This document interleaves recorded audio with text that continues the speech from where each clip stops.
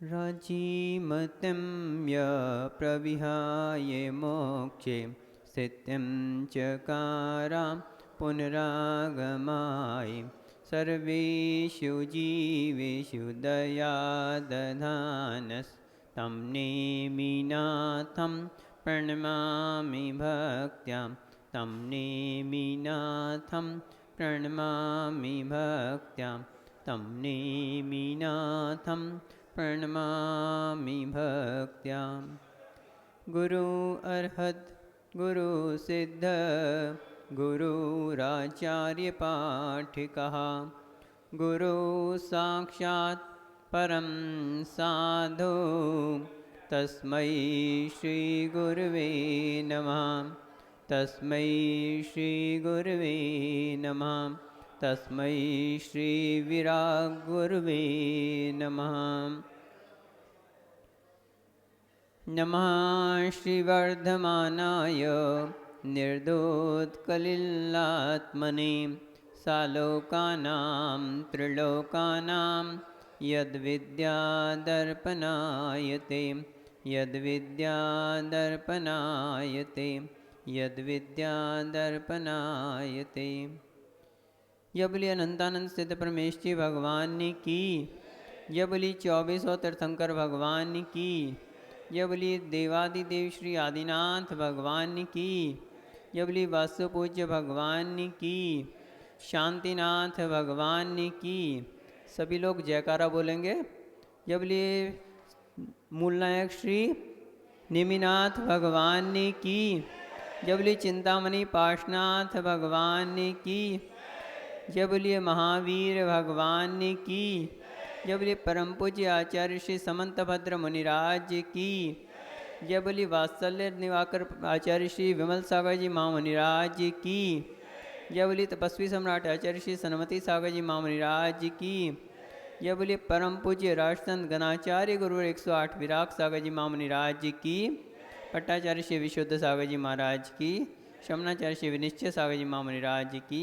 3 कम 9 गुण मुनिराजों की। द्वादशांगमयी जिनवानी माता की।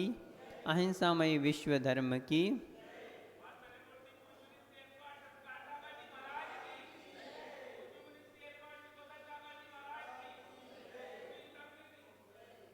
बंधुओं, रतनकुंज शावकाचार के अंदर परम पूज्य आचार्य श्री समंत भद्र मुनिराज आचरण का वर्णन कर रहे हैं। और ये जो तीसरा अध्याय चल रहा है, ये इसमें आचार्य जी ने ये बताया था कि जो व्रतों को धारण किया जाता है वही व्रत रूप ही आचरण हुआ करता है।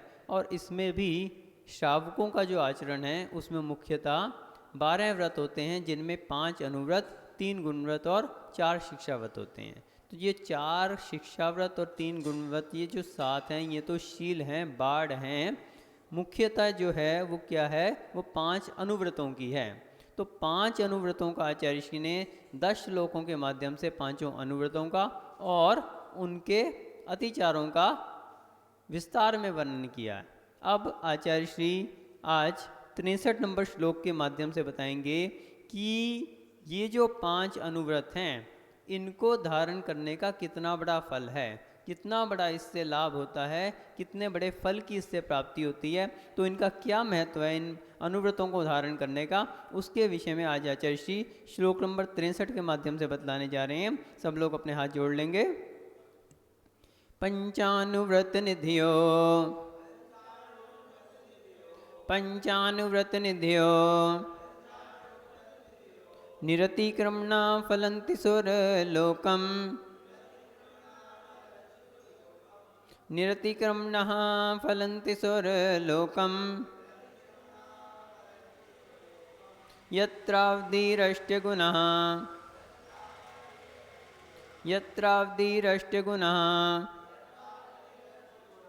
दिव्यशरीरं च लभ्यन्ते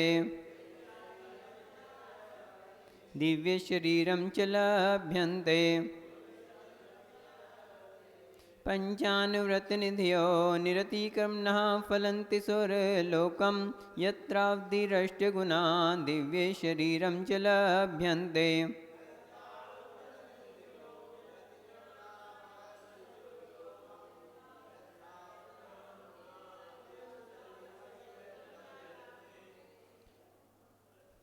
So here in shlok number 63, Acharya Shri Samantabhadra Maharaj is telling that what is the result of adopting these 5 anuvratas. Now, up to now we have seen that Acharya Shri has discussed regarding the 5 anuvratas and what are its atikram. So today Acharya Shri is telling that what is the result of adopting these anuvratas. So here Acharya Shri is telling that nidhiya, the triyas, nidhiya means the triyas, and panchanuvrat, 5 minor vows. So niratikramana, if observed contentedly or without transcriptions. So if these 5 minor vows, if contended, observed contentedly or without transactions, then phalanti means bear the fruit of surlokam. Surlokam means the world of divine gods, that is the heaven. So they result in surlokam, the world of divine gods or heaven. Yatra, where avdhi. So what is avdhi? So avdhi gyan, that is a special knowledge. And ashtaguna. Ashtaguna means the 8 divine qualities or merits or virtues of devas who stay in heaven. So divya shriram cha labhante. So they also get the divine body. Means the conclusion is that the persons who observed these 5 minor vows without transcriptions or contentedly, they become God in heaven and they get the avdigyan, that is a special knowledge, and ashtaguna, that is the 8 divine qualities, and divya shriram, that means the divine body. So this is the result of observing the 5 minor vows of without ट्रांसक्रिप्शंस. तो यहाँ पर आचार्य श्री श्लोक number 63 के माध्यम से बतला रहे हैं कि अनुव्रतों का क्या फल है, अनुव्रतों को धारण करने से क्या बेनिफिट होता है, क्या फल मिलता है. तो उसका इतना बड़ा फल आचार्य श्री ने बतलाया कि ये जो 5 अनुव्रत हैं, 5 अनुव्रत कौन कौन से? अहिंसानुव्रत, सत्यानुव्रत, अचौर्यानुव्रत और ब्रह्मचर्यानुव्रत और परिग्रह प्रमाणानुव्रत. तो इन 5 व्रतों के विषय में हमने बहुत विस्तार में पिछले 5 दिनों में देखा था लगभग, जिनमें आचार्य ने 5 श्लोकों के माध्यम से इनका लक्षण भी बताया था और 5 श्लोकों के माध्यम से इनके 5 अतिचार बताए थे. तो वही आचार्य जी बता रहे हैं कि इन 5 अनुव्रतों का जो निरतिक्रमण पालन करता है, यानी इन 5 अनुव्रतों के जो 5 अतिचार हैं, यानी 5 के 5 कितने हो गए? कुल 25 अतिचार हो गए. तो इन 25 अतिचारों को लगाए बिना जो इन 5 व्रतों को धारण करता है, 5 अनुव्रतों को धारण करता है और 25 अतिचारों से बचता है, तो उसका कितना बड़ा फल है. तो बतला रहे हैं कि जो इन व्रतों को धारण करता है वो स्वर्ग में देव होता है. उसके लिए क्या बतलाया? स्वर्ग में देव होता है. अब यहाँ पर एक चीज़ बहुत ध्यान से समझने वाली है कि सिद्धांत ये कहता है कि अनुव्रतों को कौन धारण कर सकता है? अनुव्रतों को कौन धारण कर सकता है? जिसका किसी भी आयु का बंध नहीं हुआ अथवा जिसका देव आयु का बंध हुआ है. क्योंकि जो दूसरी प्रतिमा का लक्षण है, वो दूसरी प्रतिमा कौन सी है? व्रत प्रतिमा. तो प्रतिमाधारी कौन हो सकता है? प्रतिमाधारी पंचम गुण स्थानवर्ती होता है. और पंचम गुण स्थानवर्ती और साथ में क्या अगर निरतिक्रमण पालन करता है, तो निरतिक्रमण अतिचारों से कैसे बचते व्यक्ति? जब 5 अनुव्रतों के साथ 7 शीलों को भी ध्यान में रखता है तो निश्चित रूप से अनुव्रतों को निरतिक्रमण रूप से पालन कर सकता है. क्योंकि शील बनी हुई है ना, बाड़ बनी हुई है, तो अब उसके जो व्रत हैं, वो अनुव्रत जो हैं वो सुरक्षित हो जाते हैं, और सुरक्षित हो जाते हैं तो उनमें अतिचार नहीं लगते. तो 5 अनुव्रतों का और 7 शीलों का आप दूसरी प्रतिमा का जब लक्षण देखते हैं हम लोग, तो उसमें भी आगे आएगा, ये आचार्य श्री बतलाएंगे. तो उसमें भी श्लोक नंबर 138 जब आएगा तो उसमें आचार्य श्री यही बतलाएंगे दूसरी प्रतिमा में, निरतिक्रमण अनुव्रत. वहाँ भी यही परिभाषा दी, निरतिक्रमण अनुव्रत पंचकम अभी शील सप्तकम चापी धार्यते निशलो योसो वृतिनो मतो वृतिका. तो निरतिक्रमण, वहाँ भी क्या बात कही, निरतिक्रमण, अतिक्रम के बिना अनुव्रत, जो अनुव्रतों का निरतिचार पालन कर रहा है। और पंचकमि शील सप्तकम चापी, 5 अनुव्रतों का और 7 शीलों का। 7 शील कौन से हैं? 3 गुणव्रत और 4 शिक्षाव्रत। यानी इन 12 व्रतों को जो धारण करता है वो कौन है? वो व्रती श्रावक है। धार्यते निशल्यो, वो बिना किसी शल्य के। शल्य कौन कौन सी होती हैं? माया, मिथ्या और निदान, ये 3 शल्य हैं। यद्यपि ये 3 शल्य बतलाई हैं, तो लेकिन जब हम प्रतिक्रमण देखते हैं, जो श्रावक लोग प्रतिक्रमण करते हैं या मुनि राज जो प्रतिक्रमण करते हैं, तो उसमें बहुत सारी शल्यों का वर्णन आया है। कोसन्नाय, मायासनाय, मानसन्नाय, लोहसन्नाय आदि बहुत सारी शल्यों का वहाँ पर वर्णन आया। तो यूँ तो शल्य बहुत सारी होती हैं, लेकिन मुख्य रूप से 3 शल्य बताई हैं, माया, मिथ्या और निदान। तो जो इनका क्या होता है? निशल्यो। और तत्वार सूत्र में भी क्या कहा? निशल्यो व्रती। वहाँ भी क्या कहा? निशल्यो व्रती। यानी कि जो शल्य से रहित होता है, माया से, मिथ्या से, निदान से, ये 3 चीज़ों से जो रहित होता है वही व्रती हो सकता है, वही व्रती हो सकता है। तो जो इनका निरतिक्रमण पालन करता है और निशल्य रूप से पालन करता है, निशल्य होकर योसो व्रति को मतो व्रति का, तो जो इन व्रतों का पालन करता है, योसो व्रति नाम मतो व्रति कहा। व्रति का यानी वो व्रत प्रतिमा का धारी कहा गया। यानी दूसरी प्रतिमा जो है, पहली प्रतिमा दर्शन प्रतिमा और दूसरी प्रतिमा व्रत प्रतिमा। तो व्रत प्रतिमा का धारी कौन है? जो इन 12 व्रतों का पालन करता है। उसमें भी मुख्यतः किनकी है? 5 अनुव्रतों की और 7 शील साथ में। उसके लिए कहा चापी, उनका भी जो पालन करे। मुख्य रूप से किसका करे?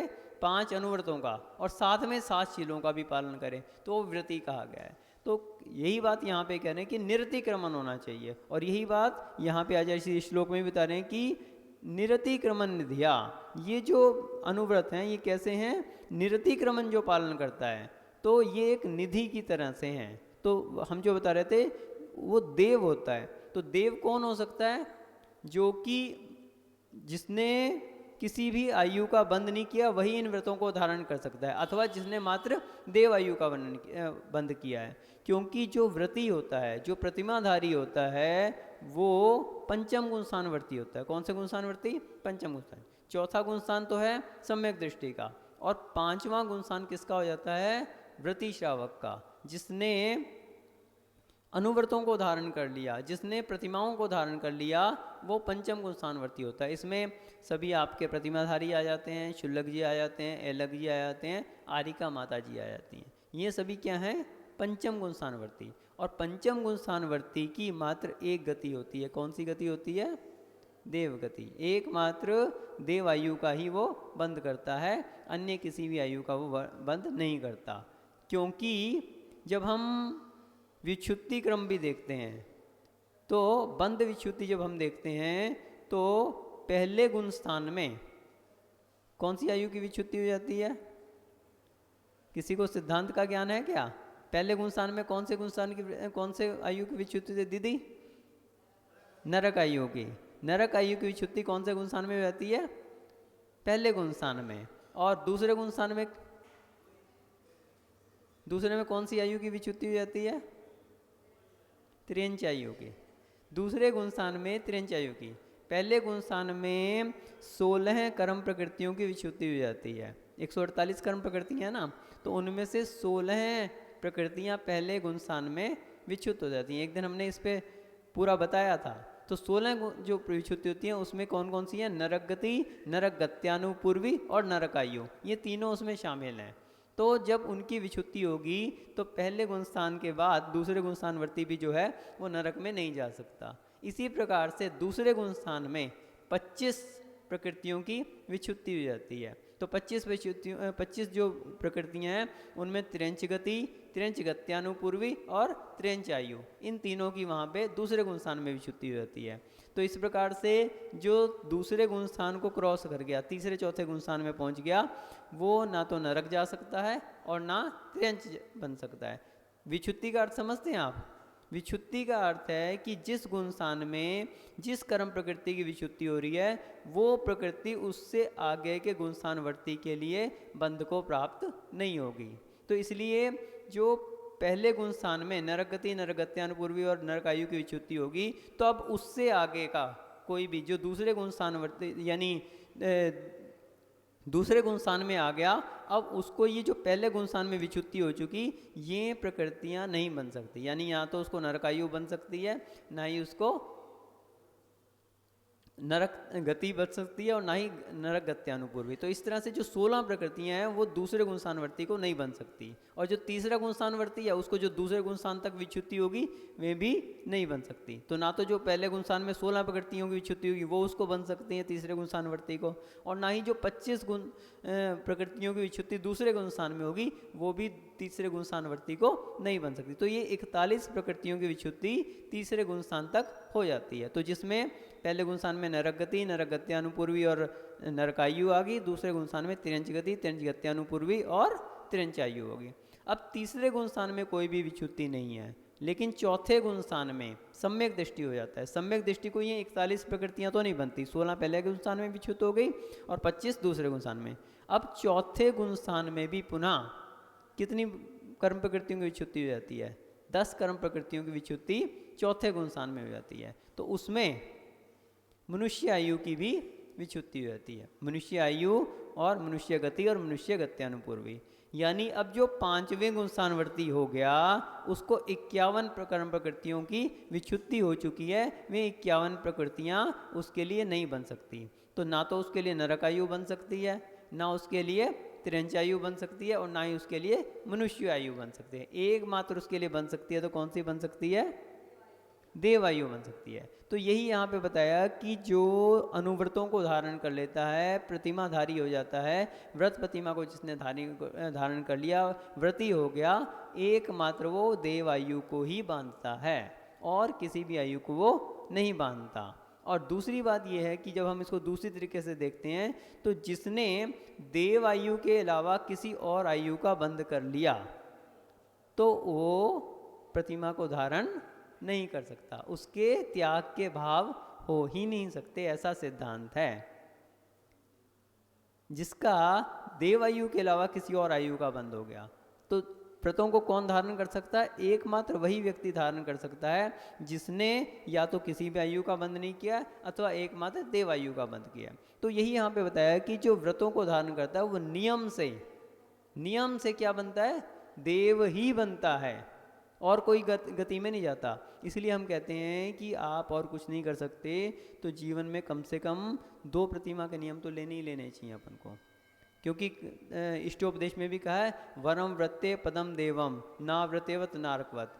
एक बार आपने 2 प्रतिमा के व्रत भी ले लिए, व्रती अगर आप बन गए तो आपकी आयु निश्चित हो गई कि आप देव आयु के अलावा और कहीं नहीं जाएंगे, नरकों में नहीं जाएंगे, तिरंच नहीं बनेंगे। और मनुष्य से मनुष्य तो होता नहीं है, वो तो या तो देव बनेगा या नरक में जाएगा। तो इसलिए वरम व्रते पदम देव ना व्रतेवत नारकवत। अच्छा है व्रतों को धारण करना, कम से कम अपनी अगली गति तो सुधर जाए, नरकों में सड़ने से तो बचे अपन। यहाँ तो कितनी आयु है, वहाँ पे सागरों पर्यंत आयु है। तो अगर आपने यहाँ पे व्रतों को धारण करके थोड़ा समय, कितनी आयु अपनी शेष बची है? 15 साल, 20 साल, 25, 30, 50 साल ज़्यादा से ज़्यादा। अगर इतना समय भी हमने संयम के साथ गुजार लिया, और हम कह रहे देश संयम के साथ भी गुजार लिया, और कुछ भी नहीं तो हमने 2 प्रतिमा के व्रत ले लिए, शुद्ध का शोले का भोजन करना शुरू कर दिया, तो कम से कम हम सागरों पर्यंत इतने दुखों से बच जाएंगे और सागरों पर्यंत के हमें देवों के सुख प्राप्त हो जाएंगे। क्योंकि सिद्धांत है, ध्यान रखना कि ये सिद्धांत है कि अगर आपने प्रतिमा को धारण कर लिया तो आप सागरों पर्यंत नरकों में जाने से बच जाएंगे। सागरों पर्यंत के लिए आपको क्या मिल जाएगी? देवायु मिल जाएगी। देवायु में आप स्वर्गों के सुखों को भोगेंगे। इसलिए सभी लोग ध्यान रखें, अपना मन बनाएं। बिल्कुल आगे अब जो है चतुर्मास समाप्ति की ओर है, अब मुनियों का सानिध्य मिला है, इसमें इतना कार्य तो कर ही लो कि कम से कम और कुछ नहीं तो जितना आप कर सकते हैं प्रतिमाधारी बन जाओ। प्रतिमाधारी बन के कम से कम अपनी अगली आयु सुनिश्चित कर लो। देव आयु का ये क्या है? रिजर्वेशन है 2 प्रतिमा के धारण, है ना। तेज कुमार जी तो बिल्कुल मन बन रहा है उनका, इसलिए राजेश बिल्कुल ध्यान रख लेना। ज्योति जी प्रतिमा धारण करनी है अब, तो बिल्कुल अपना मन बना लें सभी कि प्रतिमा धारण करनी चाहिए हमें, ताकि हमारा जो नरक गति है उससे हम बच सकें। ये रिजर्वेशन है, अभी से करवा लो तो आपकी आयु सुधर जाएगी। और एक बार किसी का आयु का बंद हो गया, कितना भी प्रयास कर लेना, आपके त्याग के भाव ही नहीं हो सकते। इसलिए यहाँ पे कहा कि वो देव आयु का जो बंद करता है वो क्या करता, वो कौन कर सकता है? व्रती क्या करता है? एकमात्र देव आयु का बंद करता है। और कौन करता है? जिसने अनुव्रतों को धारण किया है। और निरतिक्रमण जो पालन करता है तो वो सुरलोकम, यानी वो सुरलोक में यानी कि देवगति में जाता है। और वहाँ पर क्या कहा? यत्र अवधि, अवधि यानी अवधि ज्ञान से युक्त है। देवों के क्या होता है?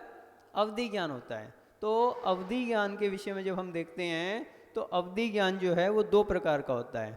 एक होता है भव प्रत्यय और एक होता है गुण प्रत्यय। तत्वार्थ सूत्र में पहले अध्याय में बतलाया 21 नंबर श्लोक में, भव प्रत्योर अवधि देव नारका नाम। क्या कहा? भव प्रत्योर अवधि देव नारका नाम, यानी जो भव प्रत्यय अवधि ज्ञान है वो देव और नारकियों को होता है। और गुण श्योपशम निमित्त षड विकल्प शेषा नाम, तो बाकी सभी को कौन सा होता है? श्योपशम निमित्त, यानी कि जिसे गुण प्रत्यय अवधि ज्ञान का है वो बाकियों को होता है। बाकियों यानी कि मनुष्यों को और तिरंचों को, उनको भव प्रत्यय। तो लेकिन जो उनको गुण प्रत्यय, और जो देव और नारकियों को होता है वो कौन सा होता है? भव प्रत्यय अवधि ज्ञान। भव प्रत्यय का अर्थ यह है कि नियम से देवों और नारकियों को अवधि ज्ञान होता है।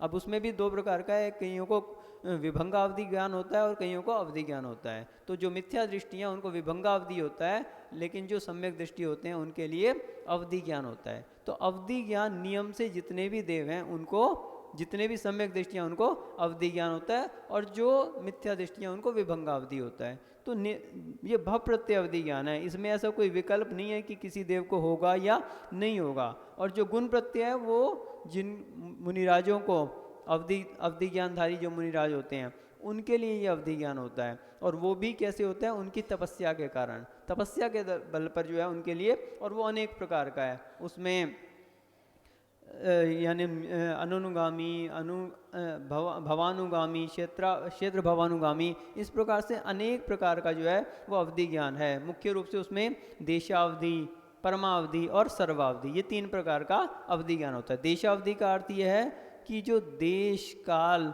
द्रव्य क्षेत्र काल भाव की मर्यादा को लिए हुए अवधि ज्ञान होता है वो देशावधि ज्ञान होता है। तो उसमें क्या रहता है कि जैसे हम देखते हैं कि अवधि ज्ञान का अर्थ, पहली बात अवधि ज्ञान क्या होता है? जो रूपीश्व अवधे, उसका क्षेत्र क्या है? जो रूपी पदार्थों को जानता है। और कैसे जानता है? क्षेत्र काल, द्रव्य क्षेत्र काल भाव की मर्यादा को लिए हुए, और एकमात्र रूपी पदार्थों को जानता है। तो अन्य पदार्थों को नहीं जानता, वो अन्य द्रव्यों को नहीं जानता, एकमात्र रूपी पदार्थों को ही वो जान सकता है।